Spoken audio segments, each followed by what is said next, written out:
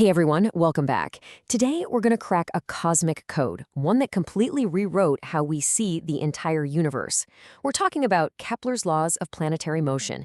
These are three, believe it or not, pretty simple rules that took astronomy from basically, well, guesswork to a real science. And the whole thing started by questioning something people had believed for thousands of years. For most of human history, we'd look up at the night sky and just assume everything moved in perfect circles. It's a really nice, tidy idea, isn't it? The heavens are perfect, so the planets must follow perfect paths. But there was this nagging problem, a question that just wouldn't disappear. What if we were completely wrong? So let's really dig into that old idea for a second. This whole concept of a universe built on perfect circles. This wasn't just some scientific theory. It was more like a philosophical belief about how perfect the heavens had to be. And yeah, this idea was king for thousands of years. The logic, it kind of makes sense on the surface. The heavens are perfect. The circle is the most perfect shape, so planets have got to move in circles, right? It's a beautiful thought. But it had one massive problem. It just didn't quite fit what people were actually observing in the sky. And this is where our story really kicks off, with a guy named Johannes Kepler. He was armed with some of the most detailed and meticulously recorded observations of the planets ever made.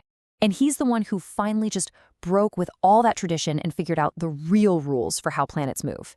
And listen, these weren't just little adjustments to the old ideas. Oh no, this was a full-blown revolution.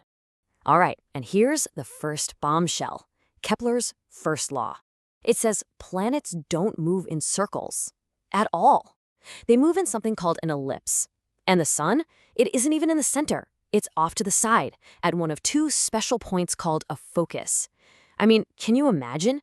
This was so radical, it completely upended centuries of thinking. So, okay, what does that actually mean? For a planet, it means its trip around the sun is not a smooth, even ride. There are parts of its orbit where it's way closer to the sun, feeling that heat and gravity, and then other times when it's much, much farther away. That one simple change, from a circle to an ellipse, literally changes everything. So the big takeaway here is super simple. Planets travel in ovals, not perfect circles. And this one idea, as simple as it sounds, was profound. It suddenly solved all these weird puzzles in the data that had been driving astronomers crazy for generations.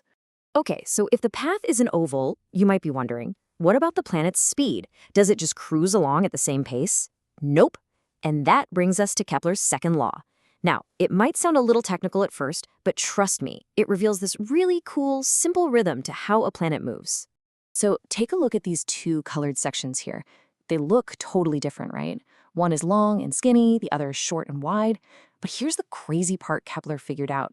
Their areas are exactly the same. Now, for that to work, the planet has to be absolutely flying when it's close to the sun, and then kind of slow down and coast when it's farther away. It's like this perfect cosmic dance. And here's the best way to picture it. Think about a pizza. You could cut a really long, skinny slice, or you could cut a short, wide slice. They can still have the exact same amount of pizza in them, right? It's the same idea in space. The planet sweeps out equal areas in equal amounts of time. And that brings us to the grand finale, Kepler's third law. This is the one that ties the whole solar system together with a neat little mathematical bow. Now, I know the wording on this one looks a little scary, but don't worry. Orbital period is just a fancy way of saying a planet's year. And semi-major axis, that's basically just its average distance from the sun. The real magic is how Kepler linked these two things together. So, to put it simply, the farther a planet is from the sun, the longer its year is going to be. But here's the kicker. It's not random. It happens in a super precise, predictable way. This law is like a cosmic rulebook. If you tell me a planet's distance from the sun, I can tell you exactly how long its year is. It works for every planet, every time. So let's just recap what Kepler did here. It's huge. He took a mountain of raw data, just observations, and figured out how the solar system actually works. He gave us the ovals, the changing speeds, this beautiful relationship between distance and time, all of it with amazing precision. But there was still a giant piece of the puzzle missing. Kepler knew how it all worked. He had the rulebook, but he didn't know why. Why ovals? Why do they speed up and slow down like that? what was the invisible engine driving this whole cosmic machine? Well, that's where Sir Isaac Newton walks onto the stage. About half a century after Kepler, Newton comes along and provides the master key, the thing that unlocks the why behind everything Kepler found. And that key? It was one single idea: gravity. And this law right here is easily one of the most important ideas in all of physics. Newton's big aha moment was realizing that the same force that pulls an apple from a tree to the ground is the exact same force that holds the moon in orbit around the Earth and the Earth in orbit around the sun. It's universal. Every object pulls on every other object, and how hard it pulls just depends on two things: their mass and how far apart they are. That's it. And this is where it all clicks into place. You've got this constant cosmic tug-of-war. The planet is trying to fly straight, but the sun's gravity is always pulling it inward. That's what creates the oval-shaped orbit. And Newton didn't just guess this. He did the math. He proved that if his law of gravity was true, then planets had to follow Kepler's 3 laws. It wasn't a coincidence. He provided the physics that explained Kepler's observations perfectly. Okay, so this isn't just some cool history lesson. These laws, first described by Kepler and then explained by Newton, are, well, they're everything. They are absolutely fundamental to everything we do in space right now, today. I mean, really think about it. When we put a satellite into orbit so you can use GPS on your phone, that's Kepler's laws. When we send a probe to Mars, Kepler's laws. Figuring out where a comet is going to be. You guessed it. We even use these ideas to find new planets around other stars by looking for the tiny gravitational wobble a planet causes. It's an absolutely incredible legacy.